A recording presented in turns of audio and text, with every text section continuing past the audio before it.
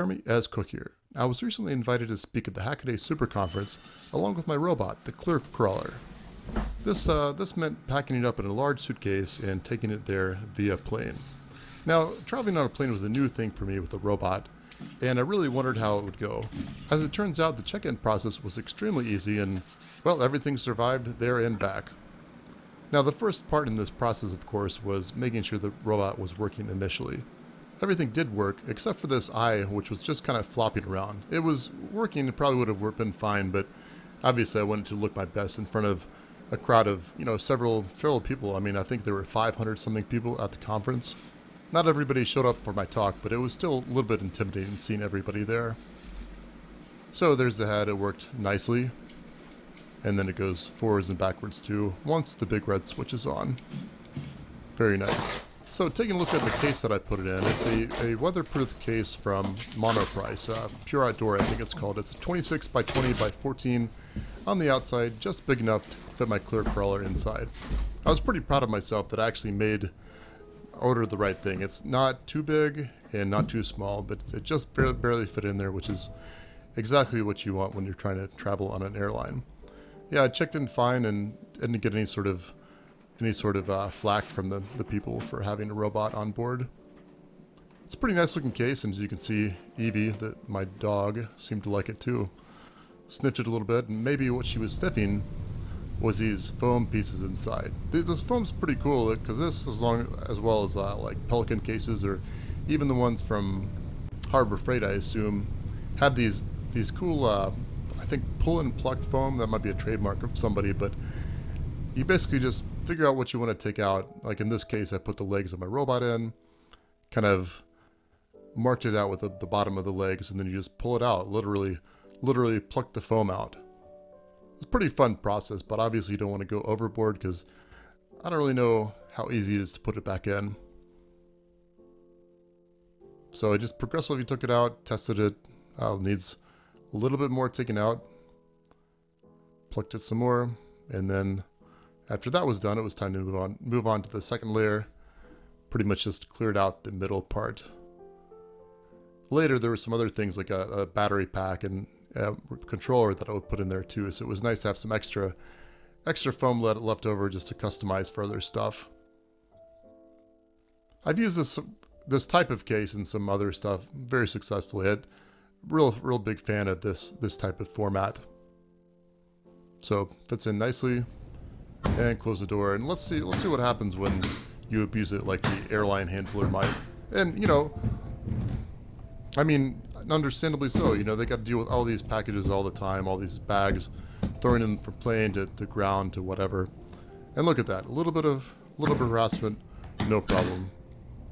But obviously, it's going to go through more than that. So, upside down, spin around, back and forth, whatever. It's double speed, so take that with a grain of salt. But look at that, looks really good. Now, what if it gets crushed? I'm at 260 pounds roughly. Don't step on the edge on these, by the way, so don't try this at home. But standing on there, no problem.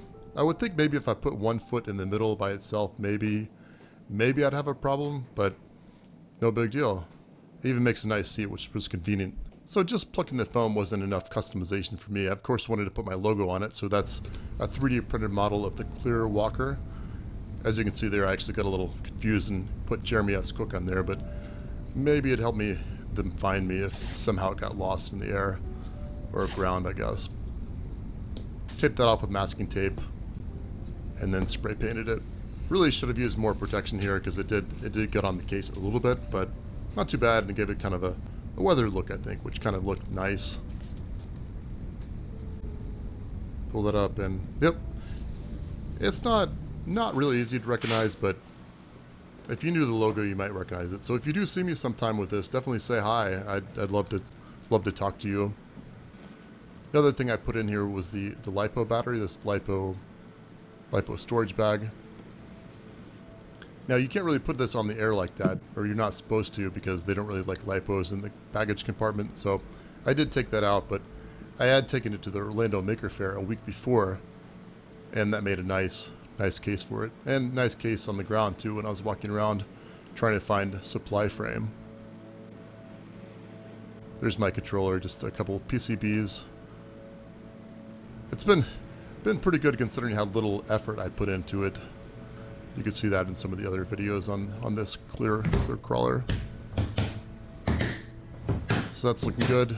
Lock it all down and still looks good. The controller here did fall out, so I thought that might be a problem, but it wasn't. And honestly, I probably should have used that last layer of foam, which I did not. But the top, one thing that was kind of annoying about this, it kind of flops down in the front if it's not attached. So I used some of this spray adhesive. Didn't really follow the directions on there, so even though it didn't work, it worked okay, but not that great. So I gotta take some of the blame for that. Just held it down with this wood for a few minutes, took that off, and yeah, it worked. Put that down, stays up, so that's good. I might try to lock that down a little bit better later. Looking good. And of course, this wasn't the only customization I did to this. One thing I thought about is that it's a really solid base, so if I just drilled a couple holes in this on this carrier handle that comes out, so you pull it along like a cart, I could attach a GoPro camera to it, or any camera really. It's just a 1/4 bolt, goes through there and attaches to the GoPro tripod mount. Really easy mod. I didn't actually end up using it as much as I thought I would, but maybe I'll use it sometime in the future. I mean, it's just pretty much, you've got a tripod right there with you. Why not just use it for that with just a simple hole in the handle? It does look pretty cool though. You can kind of pull it around and it shows where you've been, or maybe turn around and show you. My idea was that I could film myself either at the Orlando Maker Faire or at the Hackaday SuperConference giving a talk, but well, Hackaday filmed me, and well, hey, there I am. There's my hotel in Pasadena. This absolutely beautiful town, and the weather was nice, so I didn't mind walking around too much, which I did do quite a bit of walking. So Supply Frame was maybe a mile from my hotel, but ended up going to the Los Angeles College of Music the first day, and then had to find that somehow, and yeah, that was a whole big ordeal because, well, I don't really have a data plan on my cell phone. You can ask me about that in the comments if you want, but anyway, so I walked and walked and walked. It was great exercise, and I mean, what a beautiful town, what a great place to walk around. Eventually though, I did get there and was able to give a speech and let my ClearCrawler walk around. And then finally, I came to the ClearCrawler. So it has the same look as the big... Yes, that's right, it's the ClearCrawler. I definitely enjoyed talking about it, and it was great. I felt like the first part I kind of stumbled around a little bit, but once I got into it, it went pretty well, especially when I started walking. So you can see there, one thing I've got a pivot on it. It goes left and right, down, up and down. If it goes forward too fast, it has a hard time because the legs tend to jam up a little bit. So let's see if I can get it to not walk off the table. There we go. So, yep, there it goes. So